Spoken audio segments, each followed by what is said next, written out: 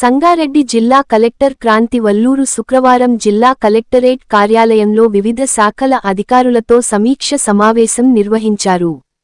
ఈ సందర్భంగా కీలక అంశాలపై సమీక్షించి అధికారులకు ఆదేశాలు జారీ చేశారు. జూన్ 2న ఫైనల్ లిస్ట్ ప్రకారం రుణాల మంజూరు ప్రక్రియను వేగవంతం చేయాలని, బ్యాంకర్ల సహకారంతో ప్రక్రియను పూర్తి చేయాలని సూచించారు. పెండింగ్ దరఖాస్తులను పరిశీలించి ఇందిరమ్మ గృహ నిర్మాణాలను త్వరగా పూర్తి చేయాలని, ఇసుక కొరత లేకుండా చూడాలని ఆదేశించారు. రుతుపవనాల వల్ల వర్షాలు ముందుగానే వచ్చాయని, పంట నష్టాన్ని అంచనా వేసి నివేదిక అందించాలన్నారు.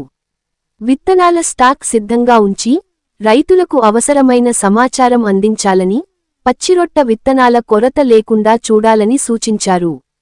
వర్షాకాలం సందర్భంగా డెంగ్యూ, మలేరియా వంటి వ్యాధులపై అప్రమత్తంగా ఉండాలని, అవగాహన కార్యక్రమాలు నిర్వహించాలన్నారు.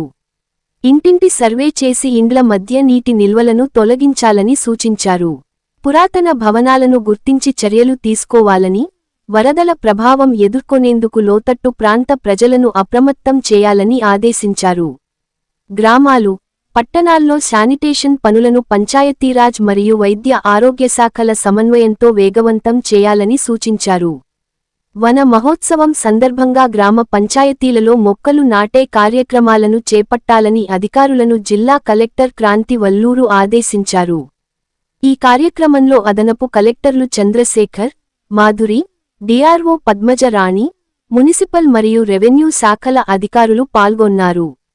అధికారులు హెడ్క్వార్టర్ను విడిచిపోవద్దని, తక్షణ చర్యలు తీసుకొని ప్రజాసేవను కల్పించాలని సూచించారు.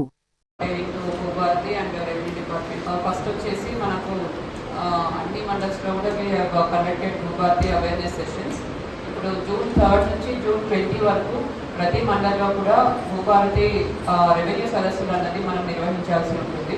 అంటే ప్రతి గ్రామంలో కూడా మన రెవెన్యూ అధికారులే 2 టీమ్స్గా ఫామ్ చేసుకొని MRO and DT teams form చేసుకొని ప్రతి టీంలో కూడా ఒక జూనియర్ అసిస్టెంట్, ఒక కంప్యూటర్ ఆపరేటర్, ఒక సీనియర్ అసిస్టెంట్, ఒక 3-4 మెంబర్స్ టీంతో ప్రతి విలేజ్ కూడా విజిట్ చేసుకుంటూ ఆ విలేజ్లో ల్యాండ్ ఇష్యూస్ ఏమున్నాయి అన్నవి త్రూ అప్లికేషన్ ఫార్మాట్ మనం తీసుకొని అప్లికేషన్స్ అన్నీ కూడా డిస్పోజ్ చేయాల్సి ఉంటుంది. సో దీనికి సంబంధించి ప్రతి మండలంలో కూడా మీరు యాక్షన్ ప్లాన్ ఒకటి తయారు చేసుకోవాలి. సో ఒక యాక్షన్ ప్లాన్ నాకు చూపిస్తున్నారు 2 టీమ్స్తో. ఏ రోజు ఏ గ్రామంలో సభ నిర్వహిస్తున్నారు అన్నది యాక్షన్ ప్లాన్ రూపంలో నాకు ఇచ్చారు. మరి దీంట్లో ముఖ్యంగా మీరు తెలుసుకోవాల్సింది ఏంటంటే, మనం ఆల్రెడీ మొన్న కొండాపూర్ మండలంలో పైలట్ మండలంగా చేసి అక్కడ రెవెన్యూ సదస్సులు నిర్వహించాము. సో దాంట్లో కంపల్సరీ పబ్లిసిటీ అనేది బాగుండాలి.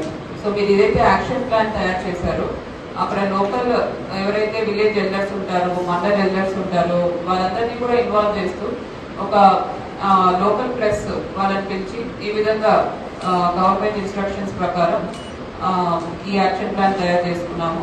సో దీనికి సంబంధించి వైడ్ పబ్లిసిటీ ఇవ్వండి అని అందరికీ కూడా చెప్పాల్సి ఉంటుంది. అండ్ లోకల్ ప్రెస్లో, వాట్సాప్ గ్రూప్స్లో కూడా వచ్చే విధంగా చూడాలి.